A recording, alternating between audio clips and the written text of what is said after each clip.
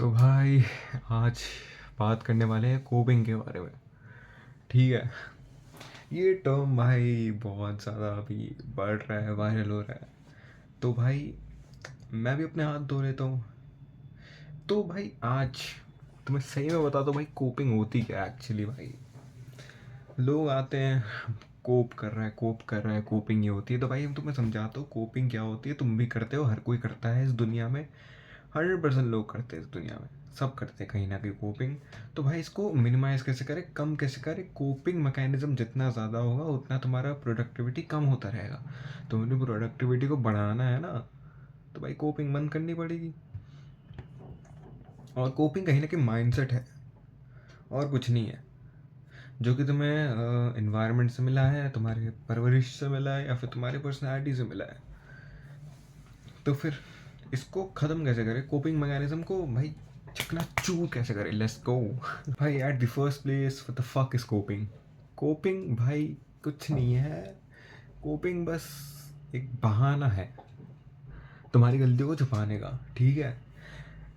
Let's say तुम exam में fail हो जाते हो, तुम्हारे बोर्ड्स थे, 10th और 12th के बोर्ड्स थे, तुम उसमें फेल हो गए, कंपार्टमेंट आ गई भाई तुम्हारी। क्या करें अब। तो फिर तुम फेल हो गए, ठीक है। और तुम्हारे पापा पूछ रहे हैं, हाँ साले फेल कैसे हुआ तू। ठीक है। तो तुम कहते हो कि पापा इस बार ना एग्ज़ाम बहुत ज़्यादा डिफ़िकल्ट आया था। एक्चुअली ना मैथ्स का एग्ज़ाम था ना, 10th क्लास का बेसिक का। वो ना एडवांस लेवल का मैथ्स था एक्चुअली ना। वो ना जेई एडवांस में आते हैं ऐसे क्वेश्चन, जो इस बार 10th में पूछ लिए। तो ना मेरे से क्वेश्चन बने ही नहीं है एक्चुअली। ये सीबीएसई वाले तो बहुत गलत करे, ये जेई एडवांस के क्वेश्चन दे रहे हैं। देख लो पापा, ऐसे ऐसे क्वेश्चन दे रहे हैं, हमें तो बेवकूफ़ बनाया जा रहा है। मैं तो सैम्पल, पापा आप सुनो मेरी बात, मैंने सैम्पल पेपर भी सॉल्व किए थे सारे के सारे, तब भी मेरे से नहीं हुआ। तो यही है कोपिंग भाई। सबसे इजी लैंग्वेज में मैंने तो समझाया है कि भाई तुम ना अपनी गलतियों को छुपाने के लिए ना कोई किसी और चीज़ को ब्लेम कर देते हो, उसको ही कोपिंग कहते हैं एक्चुअली। सबसे बेसिक डेफिनेशन दिया है, उससे ज़्यादा तो समझो भी मत। ठीक है ना। तो भाई इसको ख़त्म कैसे करिए, एक्चुअली माइंडसेट है।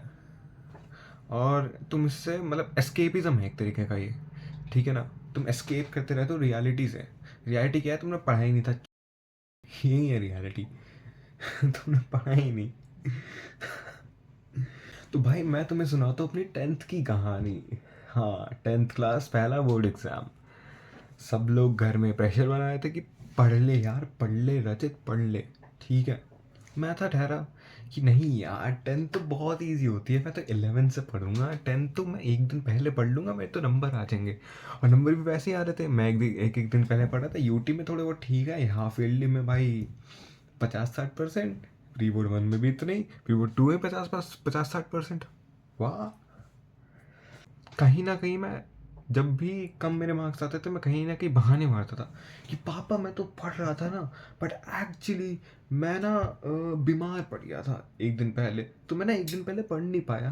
पापा बहुत ज़्यादा प्रेशर हो गया था, मुझे कुछ समझ ही नहीं आ रहा था, मैं पढ़ ही नहीं पाया। कुछ ना कुछ तो मैं बहाने दे देता था, कोप करता था एक्चुअली में। और सोचता था पापा यार मेरे ना 10th में मार्क्स आ जाएंगे, 10th बोर्ड एग्जाम में मार्क्स आ जाएंगे मेरे। कहीं ना कहीं चलता रहा। बाद में जाके मिड जैन में मुझे रियलाइज़ हुआ कि भाई पढ़ लेना चाहिए। ठीक है ना। क्योंकि भाई एक दिन पहले पढ़ के नहीं होने वाला, ये मैंने रियलाइज़ कर लिया था एक्चुअली। तब मैंने, तब जाके मैंने पढ़ना चालू किया, अपने कोपिंग को थोड़ा साइड रखा, थोड़ा भाई वर्क डन पे आया। उसके बाद मैं धीरे धीरे धीरे धीरे टाइम बढ़ा के 10 घंटे 12-13 घंटे पढ़ने लग गया। और हाँ, काइंड ऑफ डिसेंट ही गया था मेरा एग्ज़ाम 10th का। So leave that. तो तुम्हें समझ आया कि कोपिंग एक्चुअली होती क्या है। ठीक है, मैं तुम्हें अच्छे से थोड़ा और समझाया।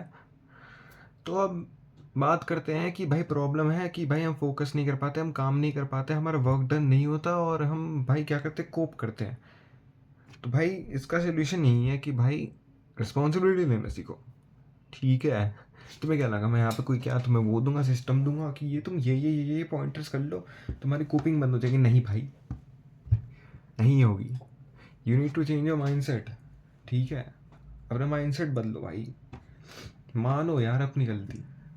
तुम क्या भाई वो हो क्या, कोई भगवान के अवतार तो नहीं हो कि भाई तुमसे गलती हो ही नहीं सकती। इंसान ही तो होगी गलती, एआई थोड़ी हो कि भाई सब में तुम्हें ट्रेन कर दिया, अब तुम गलती करोगे नहीं। इस डोमेन में तुम इस डोमेन में घुस चुके हो, यहाँ पे तुम्हें ट्रेन कर दिया है, सारा डाटा तुमको दे दिया है, मशीन लर्निंग डीप लर्निंग सब दे दिया तुमको। तुम क्या बहुत ज़्यादा ट्रेन हो चुके हो, अब तुम बहुत पावरफुल एआई बन चुके हो एक डोमेन के अंदर, इसलिए तुम गलती नहीं कर सकते। नहीं ना भाई, इंसान ही तो हो, गलती करोगे।